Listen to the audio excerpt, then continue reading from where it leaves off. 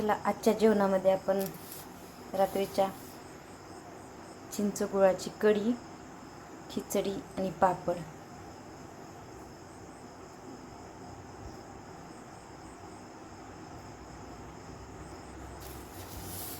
चला तर आज आपण कढीची रेसिपी पाहून घेऊया. खूप छान लागते. चला आपण रेसिपी बघूया. आंबट गोड कढीसाठी लागणारं आपण साहित्य बघून घेऊ. ते चिंच भिजू घातली होती, त्याचं आपण पाणी घेतलंय करून धुवून. चिंचेचा कोळ, बेसन पीठ, लसण, जिरे आणि मीठ वाटून घेतलंय. फोडणीसाठी लसण, कढीपत्ता आणि गूळ घेतलाय. चवीप्रमाणे हळद आणि तिखट घालून घेऊ आपण. चला तर आपण आता फोडणीची तयारी करू. पातेलं गरम करायला ठेवलंय, त्यामध्ये 2 पळ्या तेल घालून घेऊ.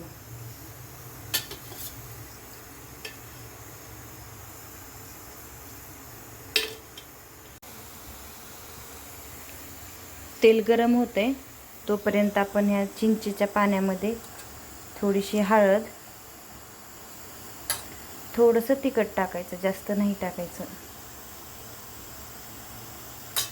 आणि जे आपण लसण, जिरे आणि मीठ वाटून घेतलं होतं ते टाकून मिक्स करून घ्यायचं.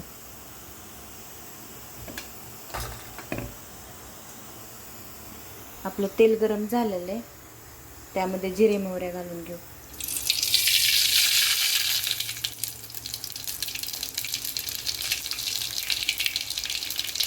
लसण टाकून घेऊ आपण वाटलेलं. त्याच्यामध्ये लसण परतला की कढीपत्ता घालून घेऊ.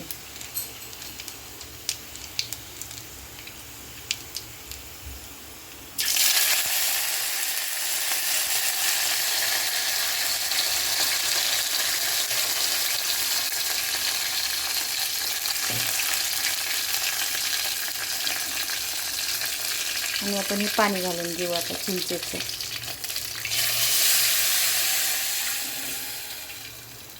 आता आपण जे बेसन घेतलेलं होतं ते बेसन घालून घ्यायचं त्या भांड्यामध्ये आणि त्यामध्ये थोडंसं पाणी घालून मिक्स करून घ्यायचं आणि ते त्या फोडणीमध्ये ओतायचं चिंचेच्या पाण्यामध्ये. आता हे बेसन मिक्स केलेलं आपण पाणी याच्यात ओतून घेऊ.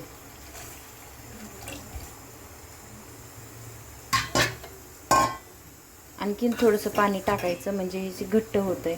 थोडं पाणी टाकलं का मग नंतर पातळ होतंय. शिजलं की थोडं घट्ट होतंय बेसन टाकल्यामुळे.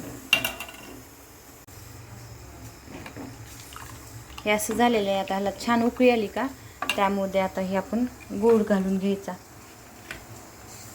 उकळी आली की आणि छान उकळू द्यायचं. बेसन पीठ शिजू द्यायचं ह्याच्यातलं. छान असं घट्टसर होतंय पुन्हा कढी आणखीन, म्हणून आधीच थोडं पाणी जास्त घालायचं ह्याच्यामध्ये.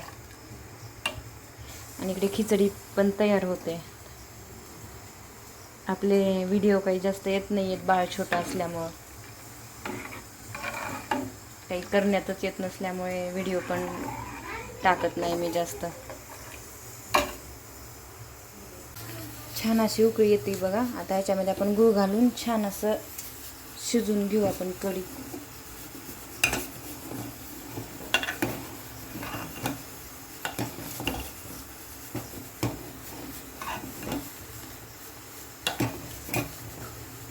आता गूळ हा बारीक होऊ द्यायचा. छान कढी पण शिजून निघते पीठ टाकल्यामुळे बघा. थोडं उकळी देऊ आता, चांगली उकळून घेऊ. बघा छान अशी आपली कढी पण उकळली. झाली आपली कढी तयार. नक्की ट्राय करून बघा, खूप छान लागते चिंच गुळाची कढी, खिचडी आणि पापड.